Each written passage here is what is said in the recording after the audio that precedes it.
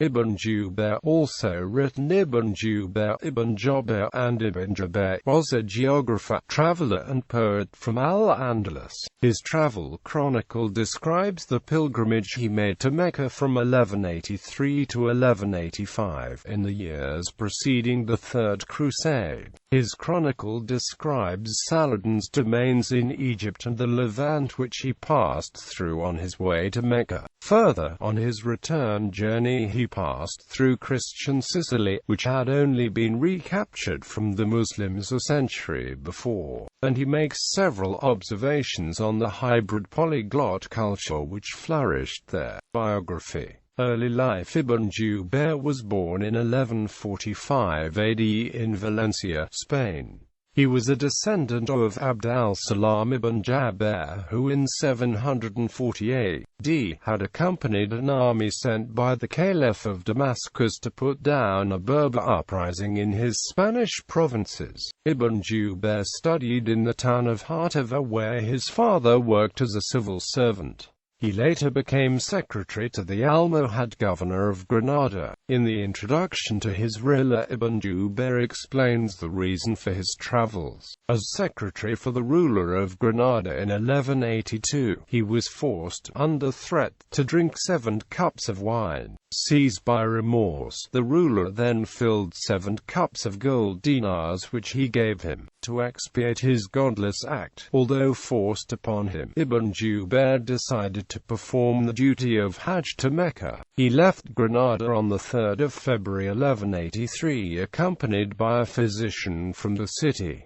Travels the sea journey from Ceuta to Alexandria. Ibn Jubayr left Granada and crossed over the Strait of Gibraltar to Ceuta, then under Muslim rule. He boarded a Genoese ship on February 24, 1183 and set sail for Alexandria. His sea journey took him past the Balearic Islands and then across to the west coast of Sardinia. Whilst offshore he heard of the fate of 80 Muslim men, women and children who had been abducted from North Africa and were being sold into slavery. Between Sardinia and Sicily the ship ran into a severe storm. He said of the Italians and Muslims on board who had experience of the sea that all agreed that they had never in their lives seen such a tempest. After the storm the ship went on past Sicily, Crete and then turned south and crossed over to the North African coast. He arrived in Alexandria on March 26.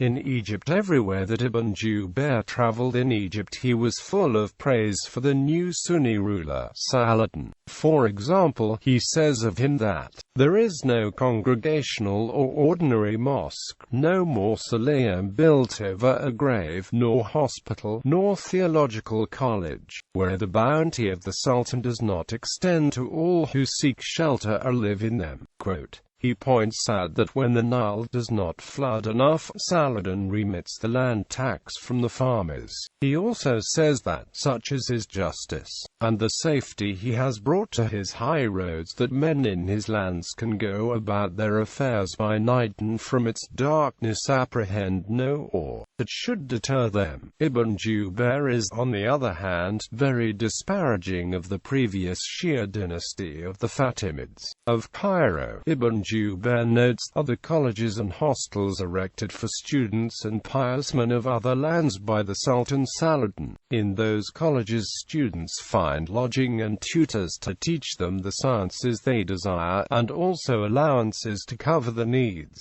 The care of the Sultan also grants them baths, hospitals, and the appointment of doctors who can even come to visit them at the place of stay, and who would be answerable for the cure. One of the Sultan Saladin's other generous acts was that every day 2,000 loaves of bread were distributed to the poor. Also impressing Ibn Jubayr in that city was the number of mosques, estimated at between 8 and 12,000, are often 4 or 5 of them in the same street.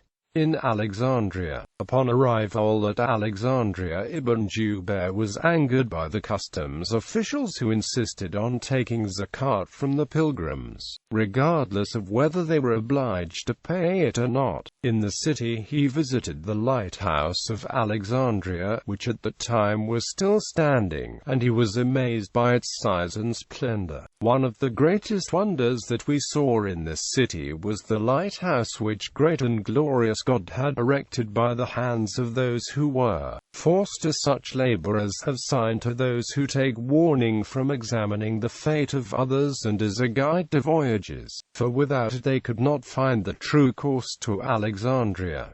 It can be seen for more than 70 miles, and is of great antiquity. It is most strongly built in all directions and competes with the skies in height. Description of it falls short, the eyes fail to comprehend it, and words are inadequate, so vast is the spectacle. He was also impressed by the free colleges, hostels for foreign students, baths and hospitals in the city. These were paid for by or kaf and taxes on the city's Jews and Christians.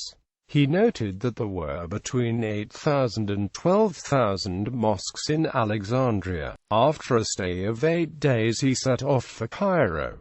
In Cairo, he reached Cairo 3 days later. In the city, he visited the cemetery at al-Narafat, which contained the graves of many important figures in the history of Islam. He noted while in the Cairo of Saladin, the walls of the citadel were being extended by the Mamluks with the object of reinforcing the entire city from any future Crusader siege. Another building work that he saw was the construction of a bridge over the Nile, which would be high enough not to be submerged in the annual flooding of the river. He saw a spacious free hospital which was divided into 3 sections, one each for men, women and the insane. He saw the pyramids, although he was unaware of who they had been built for, and the Sphinx. He also saw a device that was used for measuring the height of the Nile flood.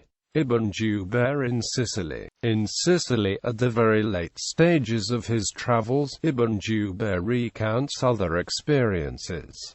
He comments on the activity of the volcanoes. At the close of night a red flame appeared, throwing up tongues into the air. It was the celebrated volcano. We were told that a fiery blast of great violence bursts out from air holes in the 2 mountains and makes the fire. Often a great stone is cast up and thrown into the air by the force of the blast and prevented thereby from falling and settling at the bottom. This is one of the most remarkable of stories, and it is true. As for the great mountain in the island, known as the Jabal al-Nar, it also presents a singular feature in that some years a fire pours from it in the manner of the bursting of the dam. It passes nothing, it does not burn until, coming to the sea, it rides out on its surface and then subsides beneath it. Let us praise the author of all things for his marvelous creations.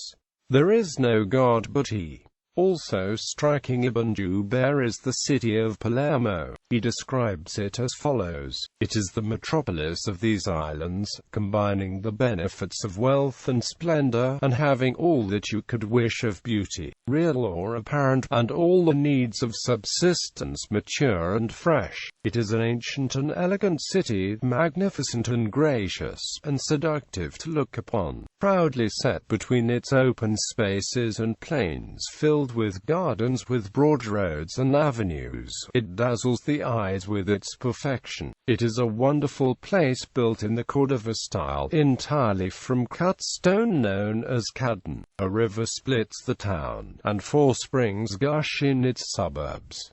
The king roams through the gardens and courts for amusement and pleasure. The Christian women of the city follow the fashion of Muslim women, are fluent of speech, wrap the cloaks about them, and a veil. Further journeys Ibn Jubayr also travel to Medina, Mecca, Damascus, Mosul, Acre, and Baghdad. At Basra he saw how Indian timber was carefully used to make lateen sail ships, returning in 1185 by way of Sicily. His path was not without troubles, including a shipwreck. On both occasions he traveled on Genoese ships. Frequently quoted is Jubayr's famous description of Muslims being under an extremely high tax under the Christian Crusader kingdom of Jerusalem. We moved from Tebnan, may God destroy it, at daybreak on Monday. Our way lay through continuous farms and ordered settlements, whose inhabitants were all Muslims, living comfortably within the Franks.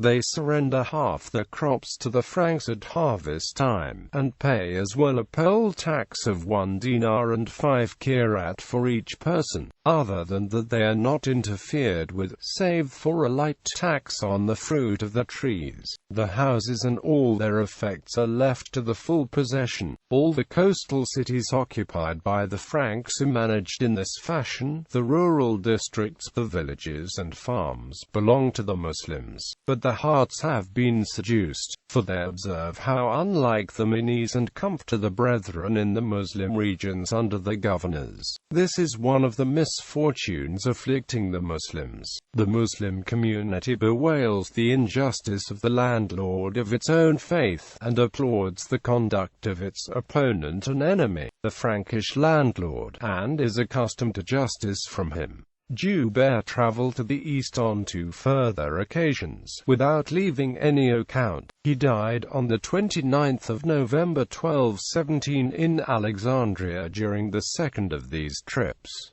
Overview and publication. Ibn Jubayr provides a highly detailed and graphic description of the places he visited during his travels. The book differs from other contemporary accounts in not being a mere collection of toponyms and descriptions of monuments, but contains observation of geographical details as well as cultural, religious and political matters. Particularly interesting are his notes about the declining faith of his fellow Muslims in Palermo after the recent Norman conquest, and about what he perceived as the Muslim-influenced customs of King William II of Sicily. His writing is a foundation of the genre of work called Rilla, or the creative travelogue. This is a mix of personal narrative description of the areas traveled and personal anecdotes. Ibn Jubayr's travel chronicle served as a model for later authors, some of whom copied from it without attribution. Ibn Jubayr, who wrote the account of Ibn Battuta's travels in around 1355 AD, copied passages that had been written 170 years earlier by Ibn Jubayr describing Damascus, Mecca, Medina and other places in the Middle East. Passages copied from Ibn Jubayr are also found in the writings of al-Sharishi, al-Abdari and al-Makrazi. A surviving copy of Ibn Jubayr's manuscript is preserved in the collection of the Leiden University Library. The 210-page manuscript was produced in Mecca in 875 AH and appears to have been written at high speed. Diacritic marks are often missing, words are omitted and there is confusion between certain pairs of letters. The complete Arabic text was first published in 1852 by the Orientalist William Wright. An updated edition was published in 1907 by Michael Yandigo Ayer. A translation into Italian by Celestino Schiaparelli was published in 1906. A translation into English by Ronald Broadhurst was published in 1952, and a translation into French by Maurice Godefroy de Montbines appeared in 3 volumes between 1949 and 1956.